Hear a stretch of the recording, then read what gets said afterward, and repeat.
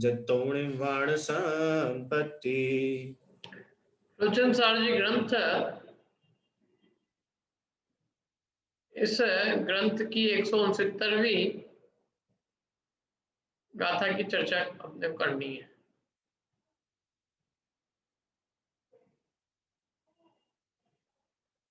हम ऐसा निश्चित करते हैं कि आत्मा पुद्गल पिंडों को कर्म रूप नहीं करता। ये बहुत जबरदस्त गाथा है। क्या कह रहे हैं कि आत्मा पुद्गल पिंड को कर्म रूप भी नहीं करता। तो फिर कर्म रूप किससे होते हैं कि वे अपने आप, वे पुद्गल परमाणु जीव के परिणामों के निमित्त से स्वयं ही कर्म भाव को प्राप्त हो जाते हैं। जीव उन पुद्गल पिंडों को कर्म रूप नहीं करता है। आत्मा पुद्गल पिंड को कर्म रूप नहीं करता है। वे कर्म रूप आत्मा के परिणामों के निमित्त से स्वयं ही हो जाते हैं। कम मत पाओगा खंदा जीवस परिणयम पप्पा गच्छन्ति कम भावम नैते जीवेण परिणमिदा।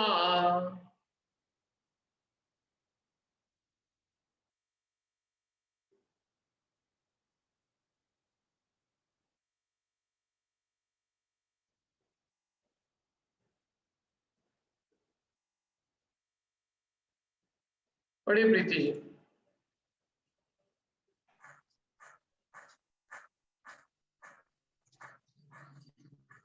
169वीं की गाथा। सर स्क्रीन नहीं आई है। 169 की गाथा नहीं आ रही है? नहीं क्या दिख रहा है तो? सर स्टिल हो गया एकदम।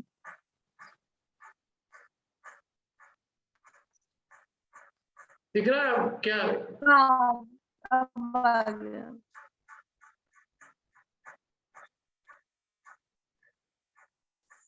स्कंध जो कर्मात्व के हो योग्य वे जिय परिणति आकर कर्म में परिणमे न परिणामे जिय है उन्हें। स्कंद जो कर्मत्व के योग्य हैं वे जीव की परिणति पाकर स्वयं ही कर्म में परिणम जाते हैं। न परिणमावे जी उन्हें, जीव उनको कर्म रूप नहीं परिणमाता है। क्या वे स्वयं ही जीव की परिणति को पाकर और कर्मत्व रूप से परिणम जाते हैं। जीव उनको कर्म रूप नहीं परिणमाता है। देखो अन्वयार्थ, अन्वयार्थ पढ़िए बिंदु जी। अन्वयार्थ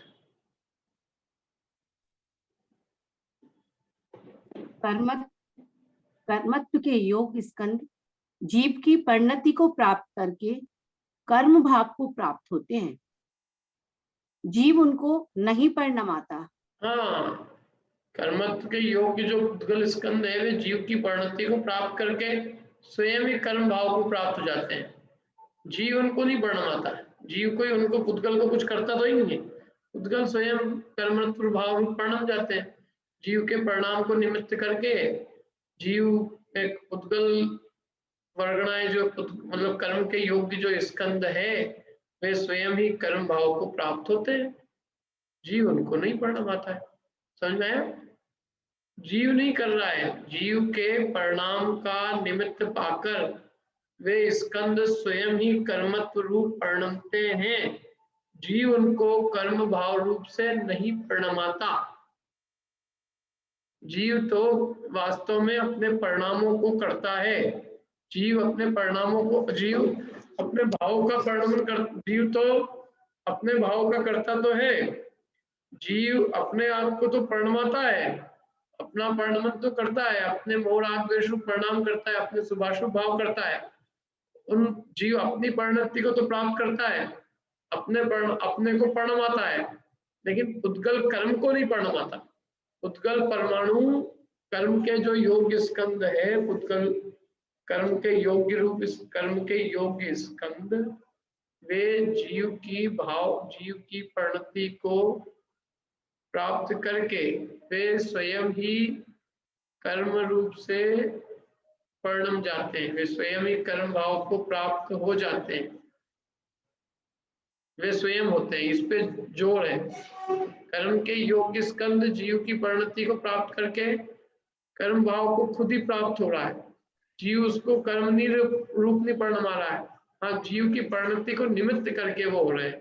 जीव नहीं कर रहा है, लेकिन फिर भी जीव की परिणति को निमित्त अवश्य। वे कर्म भाव रूप जीव की परिणति के बिना नहीं होंगे क्या? लेकिन परिणमाना अलग चीज है और जीव की परिणति का निमित्त करके भी काम होना अपने आप। पानी आता है ना ऊपर से, पानी बरसात से, तो पानी कोई कीड़े उत्पन्न नहीं करता, लेकिन उस पानी का निमित्त पाकर लाल काले कीड़े अपने आप पैदा हो जाते हैं। तो बरसात का पानी लाल कीड़ों को उत्पन्न करता है कि बरसात के पानी को निमित्त करके लाल कीड़े अपने आप हो जाते हैं, लाल काले सब तरह के हो जाते हैं बरसात के दिनों में। तो बरसात करता है उनको कि बरसात को निमित्त करके वे कीड़े खुद उत्पन्न हो जाते हैं। क्या है इसका उत्तर? अभी यही उदाहरण भी देंगे इसमें, देखो मेरे ख्याल से यही उदाहरण दिया इसमें, यही नहीं यहाँ नहीं दिया, आगे देंगे कहीं ना कहीं, क्योंकि मुझे याद है कि नहीं भाई मतलब इंद्रगोप एक कीड़ा होता है, इंद्रगोप कीड़ा, तो वो बरसात में पैदा होता है। बरसात का पानी और आसपास का सब वातावरण उसके योग के अनुकूल होता है, तो वो बरसात के अंदर वो कीड़ा उत्पन्न हो जाता है। तो बात ये कि क्या बरसात ने उसको परिणमाया है, उसको पैदा किया है कि बरसात की तो मतलब बरसात का वातावरण को निमित्त बना के वो स्वयं अपने आप से उत्पन्न हुआ है? ये प्रश्न है हमारा। समझ में आई आपको प्रीति जी? समझ में आ रहा क्या है भाई? आत्मा करता है कि आत्मा के परिणाम को निमित्त पाकर वे स्वयं परिणमते हैं? आत्मा उनका परिणमन करता है कि वे खुद परिणमन करते हैं?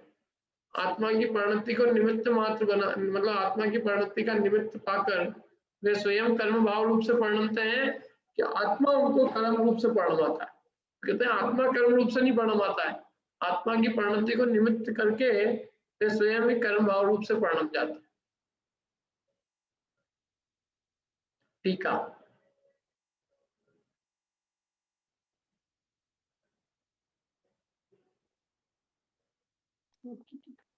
पढ़िए ज्ञानेश जी टीका।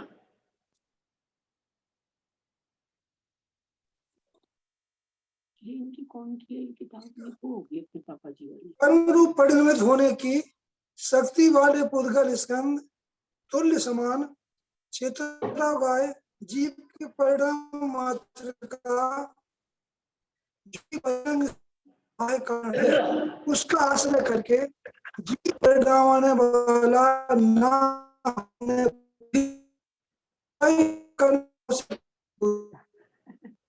से निश्चित होता है कि पुद्गल पिंडों को कर्म रूप करने वाला आत्मा नहीं है।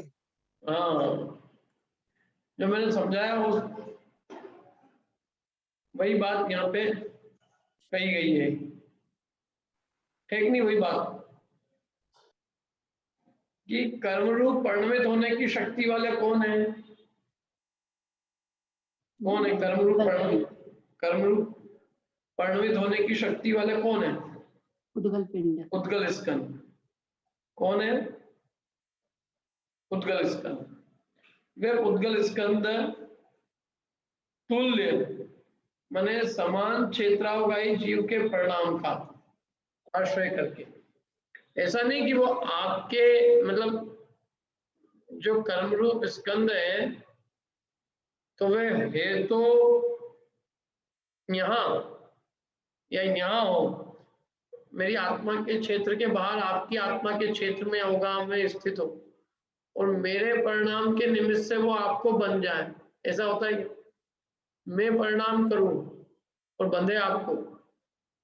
नहीं, वो जो कर्म रूप स्कंद है वो जिस क्षेत्र में स्थित है और उस क्षेत्र में जो जीव है उस जीव के परिणाम का निमित्त पाकर वे उस जीव से बंधेंगे।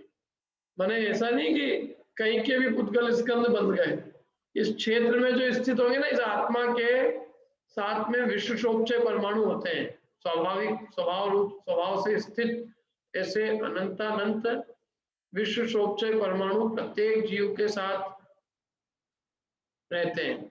वो विश्वशोपचय परमाणु वे कर्म नहीं होते, लेकिन वे कर्म रूप होने के कैंडिडेट उद्गल स्कंद होते हैं, क्योंकि उनमें वो जो विश्वशोपचय होते हैं स्कंद, वो विश्वशोपचय स्कंदों में से जो है स्कंद कर्म रूप परिणमते हैं। माने वो जो कर्म रूप परिणमते हैं वो उस विश्वशोपचय में से कुछ स्कंद कर्म रूप परिणम जाते हैं, कुछ हिस्सा मतलब उसका, उस विश्वशोपचय का, विश्वशोपचय परमाणु तो बहुत है, लेकिन उस विश्वशोपचय परमाणु में से कुछ परमाणु जो है कर्मक रूप से परिणम जाते हैं।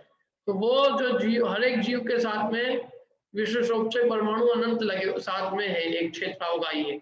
उस अनंत जो एक क्षेत्रावगाही जो विश्वशोपचय परमाणु है, वो विश्वशोपचय परमाणु ही उस क्षेत्र के अंदर जो जीव होगा, जहां वो जिस जीव के साथ वो विश्वशोपचय है, उस जीव के परिणामों का निमित्त करके, माने वो उस क्षेत्रावगाही जीव के परिणाम का जो परिणाम उसके लिए, उस कर्म रूप परिणमने के लिए बहिरंग साधन, माने जीव का परिणाम कर्म के लिए बहिरंग है, बहिरंग साधन है।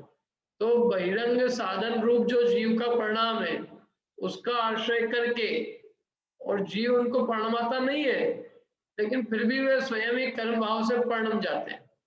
इससे निश्चित होता है कि पुद्गल पिंडों को कर्म रूप करने वाला आत्मा नहीं है, तो कौन है फिर, कि वे पुद्गल पिंड ही है। लेकिन हाँ, जीव के परिणामों का साधन जरूर उनको है। यदि जीव के परिणामों का साधन नहीं होता तो वे नहीं कर्म रूप से परिणमते। शक्ति उनकी खुद की है कर्म रूप से परिणमने की, और बहिरंग निमित्त यदि कोई है तो वो जीव के परिणाम है। हर एक चीज में, अब टीचर है तो टीचर की बात जो है, टीचर बहिरंग निमित्त है पढ़ाने का, बाकी पढ़ाने वाला नहीं है वो। पढ़ने वाले तो जीव स्वयं ही है। क्या अपन किसी को मैं पढ़ा नहीं सकता, किसी को ला नहीं सकता। अभी ऑनलाइन में तो, लॉकडाउन में तो अपन किसी को कुछ कर ही नहीं सकते। अब आप कैमरा बंद है, आप ये नहीं कह सकते चल इधर ध्यान दो, अब ध्यान दे रहा है नहीं दे रहा है क्या पता। जैसे बच्चे करते ना, ऐसे स्कूल के अंदर कैमरा ऑन कैमरा ऑफ, क्या जो भी है, कहने मतलब कि मैं, अपन किसी को परिणमा नहीं सकते। परिणमन जीव स्वयं करता है, बहिरंग उसमें निमित्त जो है अन्य बन जाते हैं। ऐसे ही जीव के परिणाम बहिरंग साधन है, और पुद्गल परमाणु स्वयं ही कर्म रूप से परिणम जाते हैं। कौन से पुद्गल परमाणु, जो उस जीव के साथ है, जिस जीव के साथ जो परमाणु है, वो परमाणु उस जीव के परिणामों का निमित्त पाकर उस जीव के ही साथ बनते हैं, किसी अन्य जीव के साथ नहीं।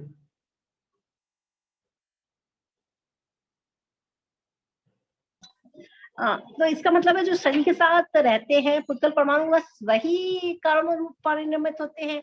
जो बाहर कारमार बढ़ रहा है उनका क्या? बाहर कुछ नहीं, वही विश्वशोपचय रूप से इकट्ठे जो ये जो जीव है, इसमें विश्वशोपचय रूप कर्म परमाणु भी प्रति समय अनंत नए आते हैं जाते हैं, और उन्हीं विश्वशोपचय में से वही विश्वशोपचय जो है वही कर्मत्व रूप होने की उम्मीदवार परमाणु है। वो उम्मीदवार कैंडिडेट वही है, माने वे विश्वशोपचय ही कर्म रूप होने के कैंडिडेट है। तो उन विश्वशोपचय में प्रति समय अनंत आते हैं अनंत जाते हैं। तो कारमान स्कंद है, अभी जैसे अनंत परमाणु आ रहे हैं उसमें जा रहे हैं, इसलिए बाहर से आते जाते हैं उसमें, लेकिन वो उसमें आते जाते हैं। जीव कहीं बाहर से लेके नहीं आता है कर्मों को। जीव के तो वहां जो उस क्षेत्र में स्थित कर्म वर्गणाएं हैं, वो उन्हीं कर्म वर्गणाओं को, वही कर्म वर्गणाएं जीव के भाव का निमित्त पाकर कर्म रूप परिणमती। हाँ, अभी क्लियर हो गया। मतलब पहले से जो ऑलरेडी है उसमें से वो कर्म परिणमित हो जाएगी। वैसे तो वो आ जा रहे हैं, तो हाँ, वो जो विश्वशोपचय रूप स्कंद है उसमें अनंत परमाणु आते हैं जाते हैं प्रति समय, लेकिन जब जीव कर्म बांधेगा तब वो बाहर से कहीं नहीं लाएगा, वो उसी विश्वशोपचय के अंदर से जो है परमाणुओं को कर्म रूप परिणमाएगा। और जो क्षेत्र का बोलते हैं द्रव क्षेत्र काल भाव से भी फर्क पड़ता है। तो क्षेत्र में जैसे जो कारमान वर्गणा, उसी कारमान वर्गणा में से जो आप कह रहे हैं वही कारमान वर्गणा आएंगी, ऐसा भी कुछ होता है क्या? मुझे समझा नहीं। क्या? जैसे कि जिस क्षेत्र में हम हैं, तो क्षेत्र से भी फर्क पड़ता है कारमान वर्गणाओं का? कुछ नहीं फर्क पड़ता है। कारमान वर्गणा पुद्गल परमाणु है या तो अनंतानंत पुद्गल परमाणु पूरे विश्व में भरी पड़ी है। आप किसी क्षेत्र में रहो, ऐसा नहीं है कि नरक के अंदर ज्यादा कर्म वर्गणाएं हैं या ज्यादा नहीं, मतलब उनका जो वैरायटी है उसमें चेंज आता है कि कोई हर अंतर जगह। नहीं। 1% भी पूरे विश्व के अंदर किसी क्षेत्र में कोई अंतर नहीं है। परमाणु में वैसे भी देखो, परमाणु तो परमाणु है, उनमें कर्मत रूप फलदान देने की शक्ति समान है, चाहे कहीं का भी परमाणु। और दूसरी बात, उनमें जो स्थिति अनुभाव रूप जो फल है, कितने काल तक फल देंगे, कितना फल देंगे, वो तो क्षेत्र से इंडिपेंडेंट है, वो कहीं भी हो वैसे फल देगा। ऐसा तो नहीं कि बेंगलोर में जाएंगे तो ज्यादा कर्म बन जाएंगे, थोड़ा मंदिर में जाते हैं तो जैसे परिणाम बदलते हैं। मंदिर का वातावरण हमारे परिणामों में निमित्त होता है, वो बात सही है, लेकिन वो मंदिर में कोई वर्गणाएं हमको परिणामों में निमित्त नहीं होती। भगवान की प्रतिमा वो निमित्त होता है, वहां कोई पुद्गल, और वो भी हमारे भाव होते हैं तो हमारे को निमित्त होता है। हमारा उस जाति का परिणाम होता है तो हमको निमित्त होता है। वहीं एक व्यास भी काम करता है, लेकिन उसको प्रतिमा वीतरागता में या उसके अच्छे परिणाम में निमित्त नहीं होती। और कोई यदि मंदिर का भी ट्रस्टी व्रस्टी हो और उसको नेतागिरी करना हो तो उसके लिए भी वो मंदिर और वो स्थान वो उसको परिणाम अच्छे में निमित्त नहीं होता, बल्कि वहां जाके और लड़ाई झगड़े के परिणाम होते हैं। ये तो जीव के ऊपर है। मैं कहता हूँ मंदिर भी जो होता है ना, वो मंदिर जिनको अपने परिणाम सुधारना है वो उन्हीं के लिए निमित्त है। जिनको सुधारना ही नहीं है उनको मंदिर जाके भी नहीं सुधारते। वहीं जाके कईयों के लिए तो मंदिर ही अखाड़ा हो जाता है। क्या एक तो कुछ काम जो है ना, इसलिए मंदिर में कभी नहीं करना चाहिए। मंदिर में कभी मीटिंग नहीं करना चाहिए, कभी मीटिंग नहीं करना चाहिए। मीटिंग करना चाहिए, मीटिंग को स्थान होना चाहिए बाहर, ताकि बाहर आपको जो कुछ, क्योंकि क्या है, मीटिंग तो एक सामाजिक, मतलब एक कोई मोक्ष मार्ग की चीज नहीं हो। उसमें रागादि भाव उत्पत्ति होते हैं, राग द्वेष रूप परिणाम होते हैं, क्या कषाय रूप भाव होती है, इधर उधर की बातें भी होती है। मंदिर में आप भगवान के सामने बैठ के आप पंचायत नहीं कर सकते, क्योंकि मीटिंग माने एक पंचायत है। क्या करना है, पंचायत करो, कोई दिक्कत नहीं है, बल्कि और आपको गाली देना गाली दो, अच्छे से मीटिंग कहते हैं, कोई मना तो नहीं कर रहा हूँ मैं, लेकिन भगवान के सामने मत दो। क्या और फिर बाहर जाके आप, मैं तो कहता हूँ एक एक लकड़ी लेके बैठो आराम से, ताकि आपको और ज्यादा गुस्सा आ जाए तो आप वो भी करो, लेकिन मंदिर में नहीं। इसलिए मंदिर स्थान ऐसा है जो कि बिल्कुल मोक्ष मार्ग के अलावा और कुछ के लिए नहीं है। क्या और ये सब अपने क्या है, अब देखो आजकल लोगों में सहनशीलता वैसे भी बहुत कम हो गई। लोग कोई किसी की सुनते तो ही नहीं आजकल, कोई कुछ नहीं। आजकल लोगों में बहुत उग्रता आ गई है, लोग हर आदमी को अपनी बात मनवाने का वो है। तो ऐसे में क्या है कि वो मीटिंग क्या है, वो तो मीटिंग राग द्वेष को कराएगी वो। इसलिए मैं तो ये सब मतलब मीटिंग एक्चुअल में क्या है, इतने ये जो होते हैं ना बड़े बुजुर्ग लोग, ये सब एक्सपर्ट होते हैं, मीटिंग पहले ही कर लेते हैं आपस में अपन 4-6 जने मिलके। वहां तो केवल अपने से या हाँ करवानी होती है मीटिंग के अंदर, इनके निर्णय सब पहले ही पके हुए होते हैं। क्या सब पहले ही निर्णय हो चुके होते हैं। मैं जब बचपन में मैंने बहुत बड़े लोगों की इतनी नेतागिरी देख रखी है, इसलिए मैं बहुत मेरा हृदय कांपता है उस सबसे, मैं दूर ही रहता हूँ। इसलिए तुमको जो करना हो करो, क्या की मीटिंग करनी है, तुम्हारे निर्णय तो पहले ही लिए हुए हैं, कोई पूछना तो ही नहीं होता उनको अपने से, अपने ऊपर वो निर्णय थोपना होता है। और मैं तो किसी का थोपा निर्णय लेता नहीं है। आज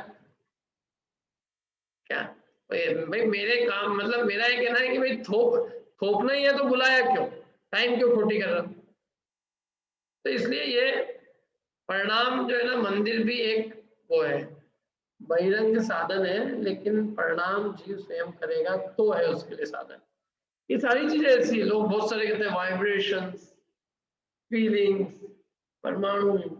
मैं कहता हूँ भैया सब कुछ तुम्हारे ऊपर है, और सब चीज तुम्हारे परिणाम अच्छे होंगे तो सब वाइब्रेशन भी है, परमाणु भी है, वो सब है, एनर्जी भी, सब जो कहना हो। और तुम ही यदि खराब हो ना, तो तुम समोशन में ही बैठे हो और तुम्हारे परिणाम ही बिगड़े हुए हो, तुम्हारे क्रोध रूप परिणाम हो, तो तुम क्या कर लोगे वहां बैठ के भी, क्या कर लोगे। ऐसा है। बोलिए सपना जी। ये पुद्गल स्कंद का और जीव का जो अपना अपना परिणमन होता है, तो वो साइमल्टेनियसली होता है कि कुछ डिफरेंस भी हो सकता है टाइम? एक समय का भी अंतर नहीं होता टाइम का, ये गजब बात है, एक समय का भी। अच्छा, ठीक।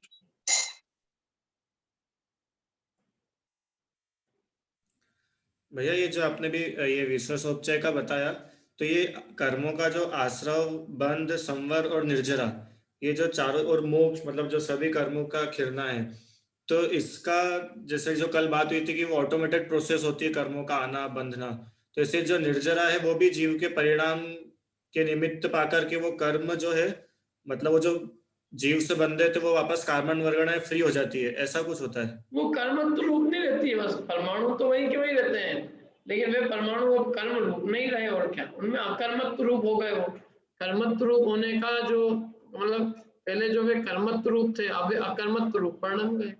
इतना ही होता है, चीज वही की वही है। जैसे सिद्ध शिला में मतलब सिद्ध भगवान अभी जो है, तो उनके आसपास भी वो परमाणु हैं जो कर्म रूप परिणमित हो सकते हैं, पर वहां पे ऐसे भाव नहीं है इसलिए हो नहीं रहे उनके। उनके भाव नहीं हो रहे इसलिए उनको नहीं हो रहे, और वही निगोदिया है तो उसके हो रहे। और निगोदिया के जो अपने खुद के परमाणु परिणाम है, उस परिणामों से, उस निगोद से रिलेटेड जो जो भी विशेषोपचय है उसको बन रही है।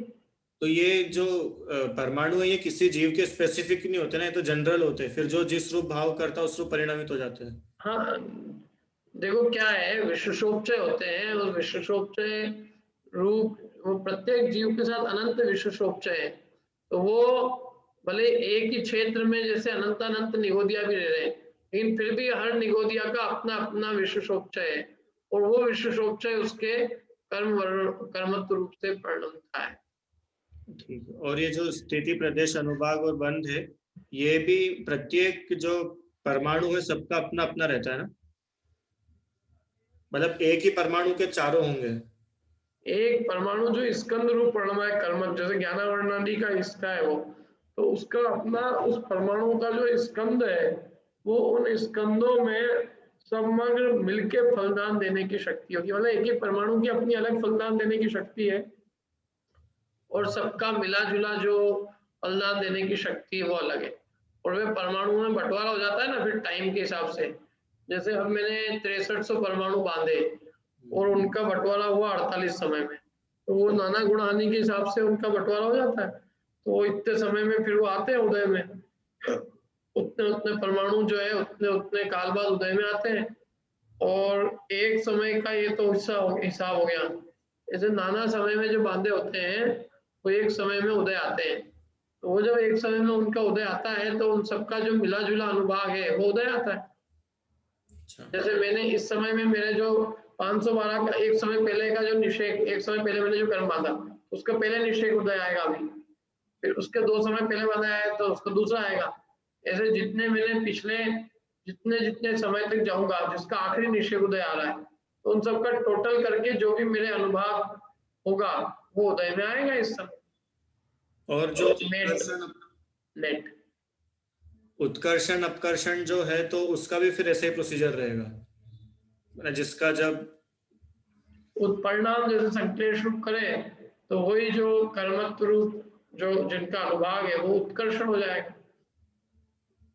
इस प्रकार से मतलब उनके उत्कर्षण अपकर्षण भी उन परिणामों के निमित्त से उन कर्मण स्कंदों का जो कर्म रूप फल देने की शक्ति है उसमें परिणमन हो जाए, उसमें चेंज हो जाए। और ये तो द्रव्य कर्म की बात, और नो कर्म में कैसे घटेगा? जैसे भाव कर्म तो जीव के स्वयं वो कर ही रहा है, नो कर्म में कैसे इसको नो कर्म तो शरीर है, शरीर के अंदर क्या करना है?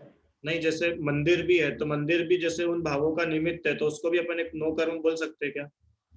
हाँ तो ठीक है ना, मंदिर तो सम्यक का नो कर्म कहा ही है। तो उसमें फिर ये जो विश्वसोपचय और ये जो आप बोल रहे हो सिर्फ द्रव्य कर्म भी लागू होता है ना, बाकी में विशेषोपचय का संबंध केवल द्रव्य कर्म से। नो कर्म तो केवल एक सामग्री, जो बाह्य सामग्री होती है ना जिसके निमित्त से हमारे परिणाम अच्छे बुरे होते हैं उसको कहते हैं। तो इसका नाश करने की क्या आवश्यकता हुई फिर? तो ये बाहर की सामग्री, इसका नाश करो या ना करो क्या मतलब? तो भगवान सिद्ध भगवान भी कहाँ करते हैं उसका नाश? कोई किसी का उसको क्या नाश? मंदिर को जैसे अब मेरे को मिथ्यात्व का नाश करना है तो मैं उदयवादी के मंदिरों को तो ही तोड़ने फोड़ने जाऊंगा, उससे मिथ्यात्व ही नष्ट होगा। नहीं, जब बम लगा दो, जिनके द्रव्य कर्म, भाव कर्म और नो कर्म का नाश हो गया है। नाश हो गया का मतलब उन्होंने शरीर में आग तो नहीं लगाई, शरीर से रहित हो गए, तो ये अनो कर्म का नाश हो गया। जो भी बहिरंग सामग्री भी थी उस सामग्री से वे अलग हट गए, वो नाश हो गया। उनने क्या किया?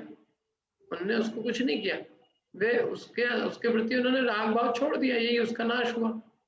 मतलब वॉलेंटरीली तो खाली द्रव्य कर्म का ही नाश किया जाता है, बाकी भाव नो मैं तो कर्म। कहता हूँ किसी भी कर्म का क्या नाश, जीव अपने शुद्ध भाव करता है, कर्मों का नाश तो स्वयं होता है।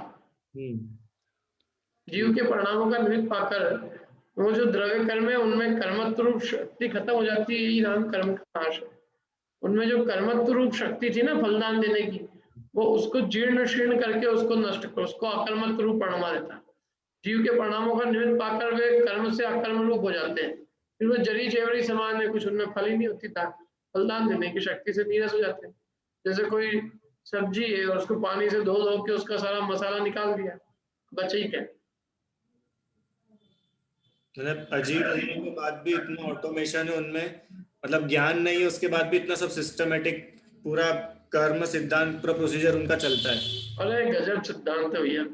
यदि ये कर्म में मैं कहता हूँ कुछ ऐसी रिश्वत टाइप होता तो अपन तो उनको कब से ही नरक के काम करते होते, और फिर जब नरक का उदय आता तो अपन उसको थोड़ा सा भी कुछ फिल्ट कर देते, उसके सॉफ्टवेयर में कुछ वायरस डाल देते, तो वो नीचे ले जाने की जगह अपने को ऊपर ले जाता।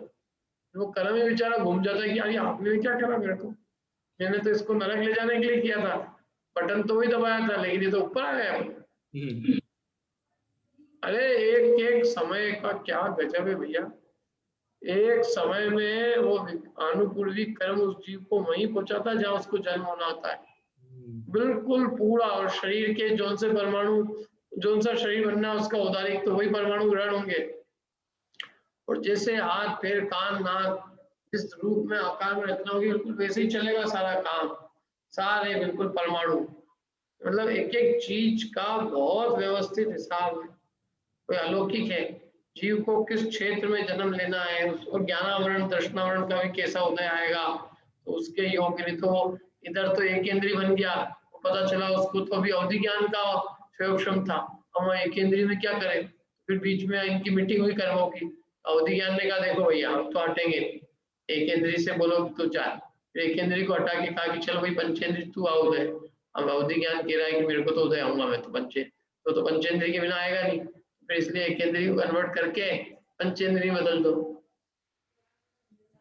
ऐसा कुछ नहीं है, संसार का एक एक चीज एक इतनी सी उधर नहीं होती। हम अपने जितने परिणाम करते हैं, जितनी डिग्री में उसका उतना पूरा फल मिलता है, उससे इतना सा भी कम और ज्यादा नहीं मिलता है। इसका कारण क्या बोल सकते हैं अपन, मतलब क्यों? क्योंकि जीव है, तो ऐसा हो सकता है कि जीव अपनी अपूर्ण दशा में है, इसलिए इसका कुछ पार्शियल बिहेवियर चलता है, बाकी के पुद्गल धर्म धर्म आकाश काल की पूर्ण अवस्था ही है अपनी, तो उनका पूरा ही काम होता है, उनके ऐसे आधे अधूरे काम नहीं होते हैं। ऐसा कुछ बोल सकते हैं क्या? नहीं, क्या जीव में क्या आधा अधूरा हो रहा मतलब? नहीं, जैसे मान लो अपना आकाश का स्वभाव है, उसका कार्य है कि अवगाहना देना, तो वो जहां भी जाएंगे वो अवगाहना देगा। ऐसे जीव का स्वभाव ज्ञान स्वभाव है, केवल ज्ञान स्वरूप स्वभाव है, पर अभी अपूर्ण दशा है इसलिए कुछ पार्शियल वो काम हो रहा है, और बाकी 5 द्रव्य सदा ही पूर्ण अवस्था में रहते हैं। ऐसा बोल सकते हैं क्या? नहीं, जीव मतलब जीव क्या पुद्गल भी विभाव रूप होता है। क्या है, जीव और पुद्गल दोनों ही अपने अपने स्वभाव को छोड़कर और विभाव रूप परिणमते, जब ये अपने स्वभाव में नहीं रहते हैं तो ये विकारी भाव रूप परिणमते परिणम रहे। मोर आग द्वेष भाव रूप परिणम कर रहा है जीव। एक्चुअली में बोलना यूं चाहिए अपने को, जीव मोर आग द्वेष भाव रूप परिणमन करता है, इसलिए उसकी शुद्ध अवस्था प्रकट नहीं होती, केवल ज्ञान दशा प्रकट नहीं होती। ये नहीं है कि जीव की केवल ज्ञान दशा नहीं है इसलिए वो मोर आग द्वेष कर रहा है, मोर आग द्वेष कर रहा है इसलिए केवल ज्ञान नहीं हो रहा। ठीक है, चले आगे अपन। अब भावार्थ देखो, भावार्थ पढ़ो, पूरी भावार्थ। समान क्षेत्र में रहने वाले जीव के विकारी परिणाम को निमित्त मात्र करके कारमान वर्गणाएं स्वयमेव अपनी अंतरंग शक्ति से ज्ञानावरणादि कर्म रूप परिणमित हो जाते हैं, जीव उन्हें कर्म रूप परिणमित नहीं करता। हाँ, समान क्षेत्र में रहने वाला जो जीव है उसके विकारी परिणाम को, माने मोराग्रेश परिणाम को निमित्त मात्र करके कारण वर्गणाएं स्वयं ही अपनी अंतरंग शक्ति से, खुद की उनकी शक्ति है कर्म वर्गणारूप परिणमने की, तो वे स्वयं अपनी शक्ति से ज्ञानावरणादि कर्मत्व रूप से परिणमित हो जाती है। जीव उन्हें कर्म रूप परिणमित नहीं करता, जीव के तो परिणामों को निमित्त मात्र बनाती है वर्गणाएं, और वे वर्गणाएं निमित्त मात्र बना के स्वयं ही कर्म रूप परिणम जाती है, वो खुद ही कर रही है, उनको कोई चाहिए नहीं। क्या जैसे हम कहते हैं ना साहब हमको आपकी कोई जरूरत नहीं है, आप तो बस है ना शादी में आके खड़े हो जाना बस, बाकी आपसे हमको कुछ करवाना नहीं, आप कुछ मत करना, वहां का कोई काम मत करना, आपको बस खड़े रहना। क्या जैसे पिताजी होते हैं ना, आजकल लोग बड़े बुजुर्गों को ही कहते हैं आप तो बस आके वहां आके शोभा बढ़ा देना, बाकी आप कुछ करना मत, क्योंकि तुम जो करोगे वो हमको पसंद नहीं आएगा, इसलिए आप तो उपस्थिति ही बहुत है आपकी, बस आपकी उपस्थिति काम को कर देगी, उपस्थिति मात्र। भगवान की प्रतिमा को अपन विवाह आदि में रखते हैं, वे क्या कर रहे हैं, विवाह करा रहे हैं कि नहीं, उनकी उपस्थिति में उनकी निमित्त मात्र बनाकर हम एक प्रतिज्ञा ले रहे हैं, वे निमित्त मात्र है। ऐसे ही जीव के परिणामों को निमित्त मात्र करके कारणवान वर्गणाएं स्वयं ही ज्ञानावरणादि कर्म रूप परिणम जाती है, जीव उन्हें कुछ नहीं करता, जीव तो मात्र अपने परिणामों का अंदर काम करता है, उन परिणामों को निमित्त पाकर कारणवान वर्गणाएं खुद ही अपने हिसाब से काम करते हैं।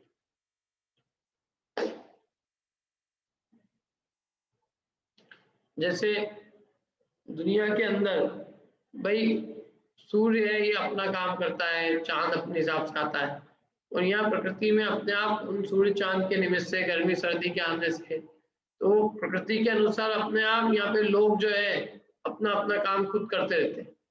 क्या मेरे को सोना है, रात हो गई तो रात को मतलब चंद्रमा को देख के सो गए, चंद्रमा ने सुलाया क्या मेरे को, चंद्रमा को निमित्त मात्र करके सो गया, जब सुबह सूरज उगा तो सूरज के उजाले को निमित्त करके मैं जग गया।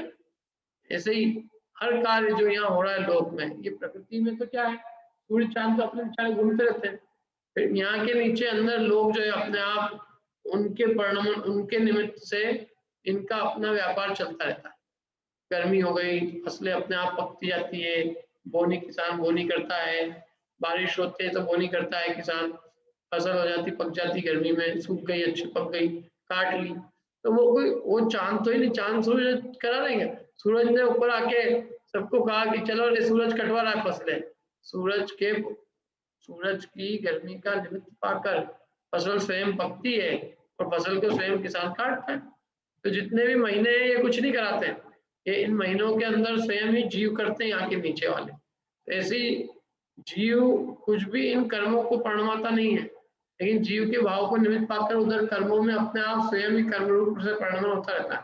मैंने जो उद्गल स्कंद है वे स्वयं ही कर्म रूप परिणामते जाते हैं, इधर वो जीव के परिणामों को निमित्त मात्र करते हैं, मैं उनके निमित्त से, और वो उनका अपना परिणाम चला करता है, जीव उन्हें कर्म रूप नहीं परिणमाता।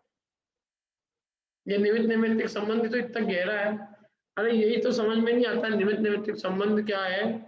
ये शरीर है तो शरीर का परिणाम अपने आप हो रहा है, मालूम आपको, मैं कुछ नहीं कर रहा हूँ, लेकिन ऐसी शक्ति है कि इधर मैंने इच्छा की कि हाथ हिलाऊं, कोई हिल गया क्या, मैंने सोचा कि हाथ नीचे आ जाए, नीचे आ गया, ऊपर आ जाए, ऐसा चल रहा है। यद्यपि दोनों का काम अपने आप चल रहा है, मेरे हाथ हिलाने की इच्छा से ऊपर नहीं ऊपर जाता है, कई बार मेरे हाथ में ऐसी दिक्कत आ जाती है, मैं सोचता हूँ कि हिलाऊं और हिला ही नहीं पाता, जाम हो जाते हैं हाथ, क्या करें। तो इसलिए मेरे क्या उनको जैसा होना होता है, उद्गल तो वैसा करता है, लेकिन बस हम जो है हमारे ऐसे भाव का निमित्त मतलब उस उद्गल के परिणमन का ऐसा और हमारे भाव का ऐसा निमित्त नैतिक संबंध है कि दोनों एक काल में होते हैं, तो हमें लगता है कि हमारे भाव के कारण मैंने इच्छा की इसलिए हाथ हिला, ये मैंने किया, मैंने क्या किया, ये इसको हिलना था और उसी समय मेरी इच्छा होनी थी, एक काल होने से ऐसा लगता है कि मैंने किया, फिर निमित्त नैतिक संबंध बहुत है। ऐसे ही ये जो उद्गल में और ये जीव के परिणामों में और कर्म में निमित्त निमित्त संबंध बहुत है। इधर कर्म रूप परिणमते और पुद्गल स्कंद, और इधर जीव भाव करता है। तो ऐसा लगता है कि जीव के भाव ने किया है, लेकिन वो खुद ने किया है, जीव के भाव तो निमित्त मात्र, ऐसे ही निमित्त है बस। जैसे फसल खुद से पकी है, लेकिन सूर्य की प्रकाश उसके लिए निमित्त मात्र है, जैसे जीव के परिणामों का निमित्त मात्र करके कार्बन वर्गना स्वयं कर्म परिणामी है। बोलिए सर, जैसे इन सबको पुद्गल की अपेक्षा देखे तो पुद्गल के लिए तो सिर्फ एक कार्य ऐसा है कि वो किसी कार्बन शरीर रूपी स्कंद है, उसमें आके मिला और फिर वो थोड़ी देर बाद चला गया, उसकी मतलब निर्जरा हो गई अपनी लैंग्वेज में।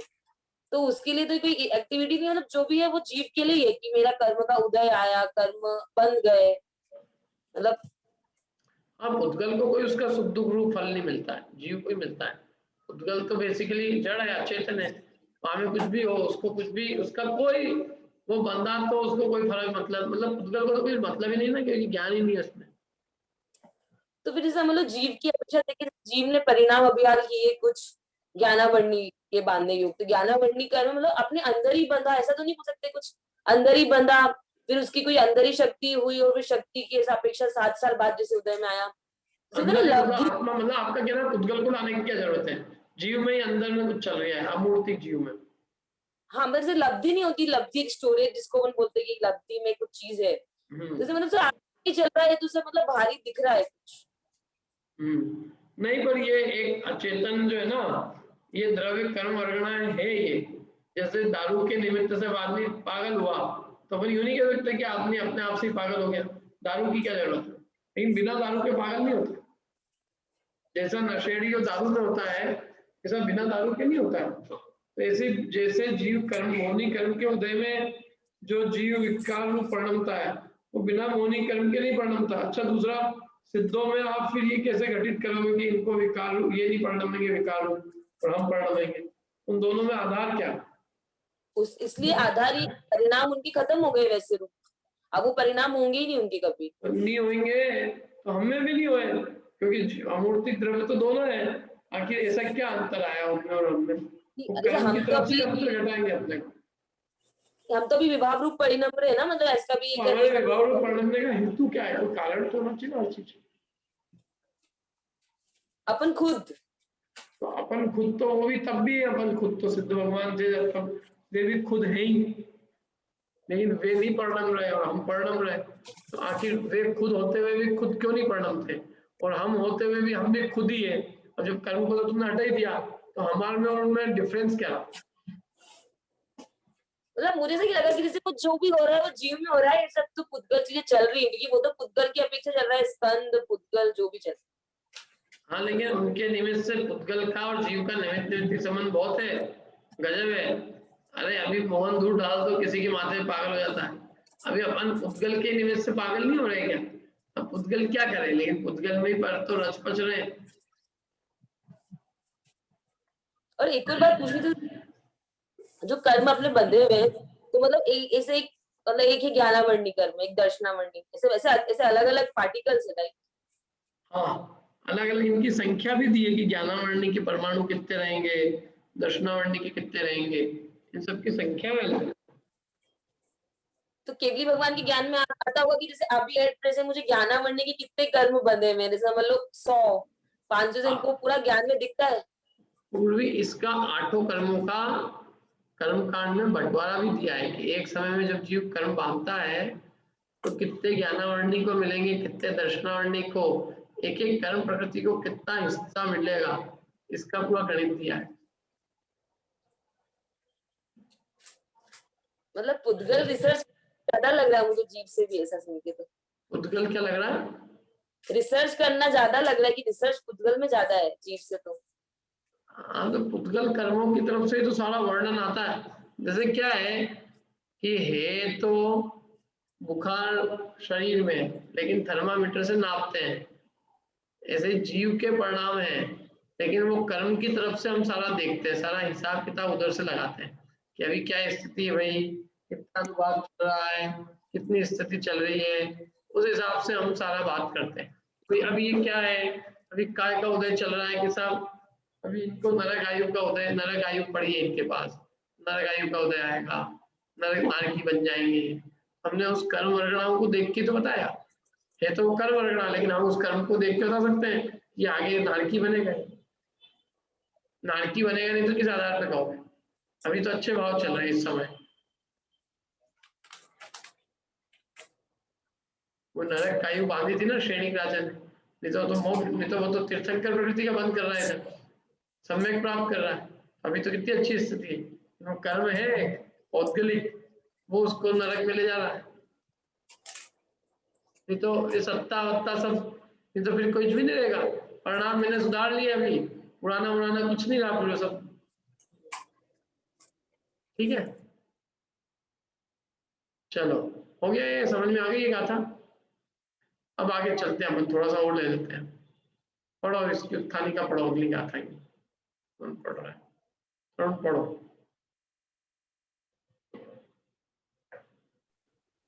अब आत्मा के कर्म रूप परिणत पुद्गल द्रव्यात्मक शरीर के कर्तृत्व का अभाव निश्चित करते हैं, अर्थात ऐसा निश्चित करते हैं कि कर्म रूप परिणत जो पुद्गल द्रव्य उस स्वरूप शरीर का कर्ता आत्मा नहीं है।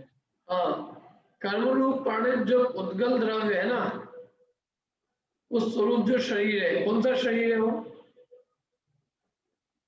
कर्म रूप परिणमित जो शरीर है, कर्म रूप से परिणमित जो पुद्गल द्रव्य स्वरूप शरीर है, उसका नाम क्या है? माने आपको उस शरीर का नाम बताना है जो कर्म रूप से परिणमा है। कर्म रूप शरीर का नाम बताना है। कर्म रूप शरीर का नाम क्या होता है? कर्म शरीर किसको कहते हैं? कौन से 5 शरीरों में कौन से शरीर का नाम कर्म शरीर पे है? अरे इससे सरल प्रश्न और क्या होएगा भैया? कर्म शरीर का नाम नहीं बता सकते हैं? नाम ही बता दिया अब तो मैंने, और तो और।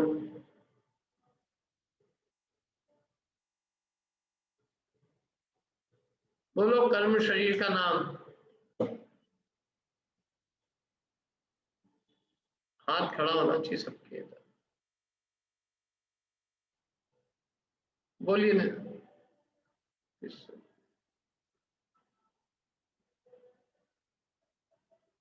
बोलिए नया जी। वे कर्मण शरीर। हाँ, और क्या है?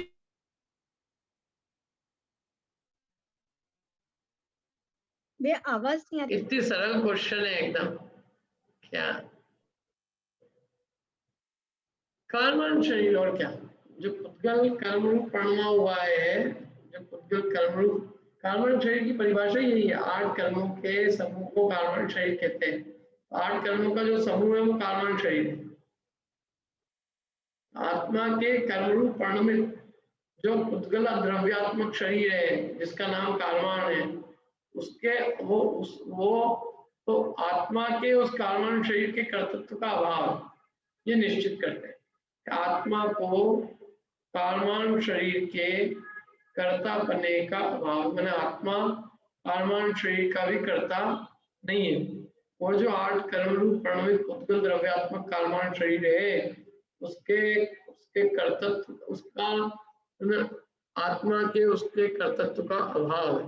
अर्थात आत्मा उस 8 कर्मों के समूह रूप पुद्गल द्रव्यात्मक कर्मण शरीर का कर्ता नहीं है, ऐसा निश्चित करते हैं।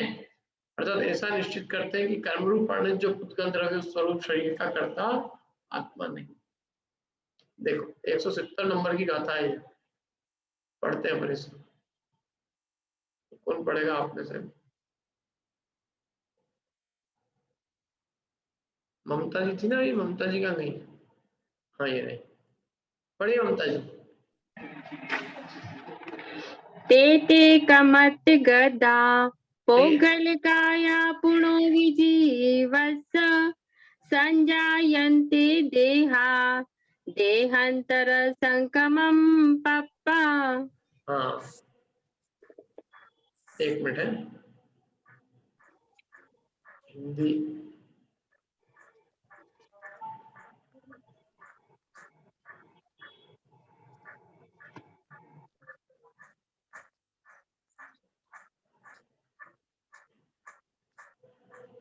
170 प्रीति जी।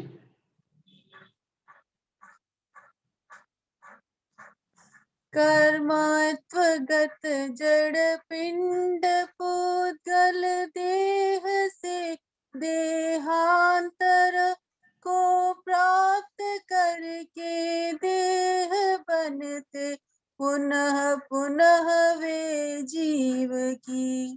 क्या बढ़िया लिखा है देखो। कर्मत्वगत जो जड़ पिंड है वे एक पुद्गल देह से अन्य देहांतर को प्राप्त करके फिर देह बनते हैं पुनः पुनः जीव। माने एक पुद्गल देह में रहे, ये 8 कर्म है, वो 8 कर्मों का पिंड रूप एक शरीर कार्बन शरीर रहा, वो एक कार्बन शरीर में से अनेक कर्म अकर्म रूप हो गए, फिर वापस से वो 8 कर्म रूप परिणाम गए। ऐसे जीव में जो है ना कर्म से अकर्म, अकर्म से कर्म, कभी 8 कर्मों के समूह रूप शरीर बन गए, कभी नहीं रहे, कभी फिर बन गया। कर्मत्व रूप जड़ पिंड ये काम करते रहते हैं, जीव कुछ नहीं करता उसको। जीव तो अपने मात्र वास्तव में ज्ञाता दृष्टा है, जीव उसके अलावा उसका कोई काम। देखो इसकी टीका पढ़ते हैं, अन्वयार्थ पढ़ते हैं पहले। 170 गाथा का अन्वयार्थ।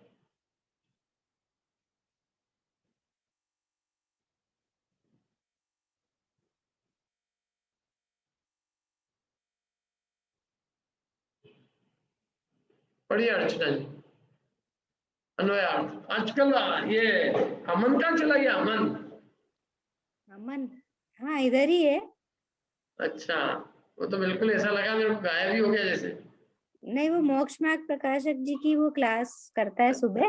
अच्छा, सुबह उसको टाइम देता है। पढ़िए टीका। जिस जीव के परिणाम को अन्वयार्थ ही पढ़ना क्यों?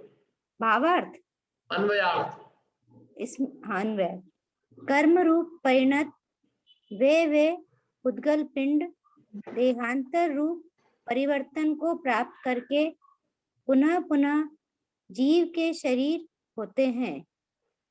क्या कहा देखो, कर्म रूप परिणत वे पुद्गल पिंड देहांतर रूप परिवर्तन को प्राप्त करके पुनः पुनः जीव के शरीर होते हैं। एक देह से दूसरे देह रूप परिवर्तन को प्राप्त करके फिर से वे जीव के शरीर हो जाते हैं।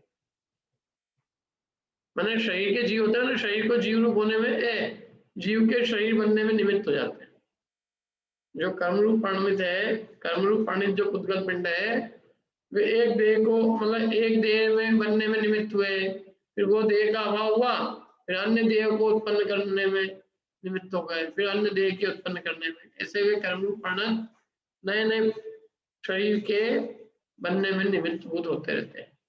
देखो टीका और पढ़ते तो स्पष्ट हो जाएगा एकदम।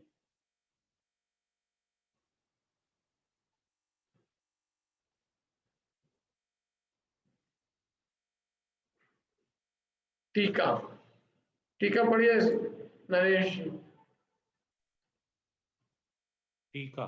जिस जीव के परिणाम को निमित्त मात्र करके जो यह पुद्गल काय स्वयमेव कर्म रूप परिणत होते हैं, वे जीव के अनादि संतति रूप अर्थात प्रवाह रूप प्रवर्तमान देहांतर अर्थात भावांतर रूप परिवर्तन का आश्रय लेकर वे पुद्गल पिंड स्वयमेव शरीर बनते हैं। शरीर के होने में निमित्त रूप बनते हैं। शरीर के होने में निमित्त रूप बनते हैं। इससे निश्चित होता है कि कर्म रूप परिणत पुद्गल द्रव्यात्मक शरीर का कर्ता आत्मा नहीं है। हाँ, भावार्थ भी पढ़ दीजिए जी। भावार्थ। जीव के परिणाम को निमित्त मात्र करके जो पुद्गल स्वयमेव कर्म रूप परिणत होते हैं, वे पुद्गल ही अन्य भव में शरीर के बनने में निमित्त भूत होते हैं, और नौकर्म पुद्गल स्वयमेव शरीर रूप परिणमित होते हैं। इसलिए शरीर का कर्ता आत्मा नहीं है। हाँ, जिस जीव, देखो क्या कहा, जीव के परिणाम को निमित्त पाकर जो पुद्गल है वो स्वयं ही कर्म रूप परिणमित होते हैं। ये बात तो पिछली गाथाओं में समझाई थी। हम यहाँ क्या कह रहे हैं कि वो जो कर्म रूप परिणमित पुद्गल स्कंद है, वे अन्य अन्य भाव में शरीर के बनने में निमित्त होते हैं। माने उन कर्मों के निमित्त से हमको भाव भाव में शरीर बनता है।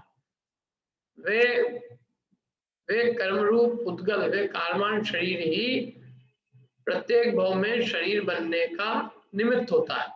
और उपादान कौन होता है? तो उपादान जो है वो 9 कर्म रूप जो पुद्गल होते हैं वे खुद ही स्वयं ही शरीर रूप परिणमित होते हैं। इसलिए न तो आत्मा निमित्त से शरीर का करता है और न उपादान से शरीर का करता है। उपादान तो शरीर का उपादान 9 कर्म रूप पुद्गल है और शरीर का निमित्त जो है वो कर्म रूप पुद्गल है। जो द्रव्य कर्म है ना 8 प्रकार के, वे हमारे इस शरीर के बनने में निमित्त है और इस शरीर का उपादान 9 कर्म रूप पुद्गल है। अब देखो टीका कितनी बढ़िया लिखी है। जिस जीव के परिणाम को निमित्त पात्र करके जो ये पुद्गल काय स्वयं और कर्म रूप परिणमित होते हैं, ये तो पिछली गाथा में ही बोल दिया। जिस जीव के जो परिणाम को निमित्त करके जो ये पुद्गल काय खुद ही कर्म रूप से परिणमते हैं, वे कर्म रूप से जो परिणमित है ना कार्मान शरीर जिसको कहें अपन, वे जीव के अनादि संतति रूप में, अनादि से जो चली आ रही है संतति प्रवाह, क्या चली आ रही है, ये जो प्रवर्तमान जो देह है, तो देह से देहांतर रूप परिवर्तन होना, ये अनादि से एक तो देह का धारण चल रहा है और फिर देह से देहांतर रूप परिवर्तन की भी संतति चल रही है। अनादि प्रवाह रूप प्रवर्तमान जो देहांतर रूप परिवर्तन है, उस परिवर्तन का आश्रय पाकर वे पुद्गल पिंड खुद ही स्वयं ही शरीर के होने में निमित्त रूप बनते हैं। वे पुद्गल पिंड खुद ही शरीर के होने में निमित्त रूप बनते हैं। माने वे पुद्गल पिंड शरीर के होने में, कौन पुद्गल पिंड? जो कर्म रूप से जो हमने पुद्गल बांधे ना कार्मान शरीर, वो कार्मान शरीर रूप पुद्गल वो खुद शरीर के होने में निमित्त बनता है। इससे ये निश्चित होता है, क्या निश्चित होता है इससे? कि कर्म रूप परिणत उद्गल द्रव्यात्मक शरीर का कर्ता आत्मा नहीं है। क्या निश्चित हुआ? कि जो कर्म रूप परिणमित जो पुद्गल द्रव्यात्मक शरीर है, उस कर्म रूप परिणमित पुद्गल द्रव्यात्मक शरीर का कर्ता आत्मा नहीं। माने कर्म का भी कर्ता आत्मा नहीं है और कर्म से निर्मित जो शरीर है उसका भी कर्ता आत्मा नहीं। दोनों बातें। कर्म रूप परिणमित पुद्गल द्रव्यात्मक शरीर का कर्ता, कार्मान शरीर का कर्ता आत्मा नहीं है और औदारिक शरीर का भी कर्ता आत्मा नहीं। कार्मान शरीर के निमित्त से जो देह बनती है, वो देह के होने में जो निमित्त है वो कार्मान शरीर है। माने सॉरी, कार्मान शरीर से जो देह बनती है औदारिक, उस औदारिक शरीर के होने में कौन निमित्त है? कार्मान शरीर। तो कार्मान शरीर ही औदारिक शरीर के बनने में निमित्त है। जीव तो न औदारिक शरीर का करता है और न ही कार्मान शरीर का करता है। ये तो पिछली गाथाओं में ही बता दिया था कि कर्म रूप जो पुद्गल स्कंद है, वे स्वयं ही कर्म रूप परिणमते हैं जीव के परिणाम को निमित्त मात्र करके। ये बात तो पिछली गाथा में बता दी थी। अभी कह रहे हैं कि उन कर्मों का निमित्त पात कर ये पुद्गल पिंड खुद ही शरीर रूप बनते हैं। इससे निश्चित हुआ कि न तो हम कर्म के करता है न नो कर्म के करता है, न हम कार्मान शरीर के करता है न औदारिक शरीर के करता है, हम किसी के करता है। सब पुद्गल खुद अपने आप से शरीर रूप बन रहे हैं। जीव तो मात्र ज्ञाता दृष्टा है। ठीक है, ये बात यहाँ पे सिद्ध की। अब कोई प्रश्न हो तो पूछ लीजिए आप इसमें। नहीं, इतना ही रखते हैं अब इसके बाद की गाथा आप आगे लेंगे। बोलो अर्चेश्वर पूर्वी। प्रश्न नहीं भैया, अभी तो ये है कि मतलब ये 2 गाथा पढ़ने के बाद मतलब आज ऐसा लगा कि सच्ची में मतलब बोलते ना कि श्रद्धांत जो है वो और दृढ़ हो गया। जो कर्म सिद्धांत पे और जो अकर्तृत्व का जो सिद्धांत है, वो इसको इन 2 गाथाओं से श्रद्धांत भी दृढ़ हुआ और आस्तिकता और बढ़ी की कितनी सत्य बातें है। बहुत बढ़िया। बोलो पूर्वी। सर वो लिखा ना वे पुद्गल ही अन्य भव में, तो अन्य भव क्या है ये? अगले भाव में जो है ना हमारे नए नए शरीर बनने में वे पुद्गल ही निमित्त होते हैं। जो कर्म बांधे होते हैं वे कर्म ही प्रत्येक भाव में हमारे शरीर के होने में निमित्त बनते हैं। तो सर जैसे नाम कर्म उससे ही कार्बन शरीर भी बनता है ना, नाम कर्म में एक कार्बन शरीर भी है, तो वो कार्बन के अंदर एक हिस्सा है कार्बन शरीर, मतलब वो उसको शरीर रूप बनाने में काम वो करता है। बाकी कर्म तो होते हैं अपने अलग अलग। उन कर्मों को करने वाला कर्म कर्म अलग चीज है और कर्मों का समूह होना अलग चीज है। उनको पिंड बनाया है, वो तो ग्रुप बनाया उनका उसमें नामकरण में, बाकी तो कर्म अपने आप से अपने अपने भाव से बने। हाँ, तो उस जैसे हम लोग कोई द्रव्य कर्म है, नाम कर्म, और मतलब समझ लो वो मतलब कार्बन शरीर वाला, तो उस कार्बन शरीर के निमित्त से ही वो कार्बन शरीर बनता है। हाँ ठीक है, कार्बन शरीर के निमित्त से ही उनमें शरीरत्व रूप परिणमने का मतलब वो इकट्ठा होके रहने का, या शरीर का जो शरीर रूप बनना है ना, वो शरीर रूप बनने का कारण भी कर्म है, जिसके कारण वो कर्मत्व रूप से टिके हुए हैं, वो शरीर रूप से टिके हुए एक स्कंद रूप से अलग अलग नहीं बिछा। मतलब 169 गाथा में कार्बन शरीर का कर्ता नहीं बताया था और 170 में औदारिक शरीर का।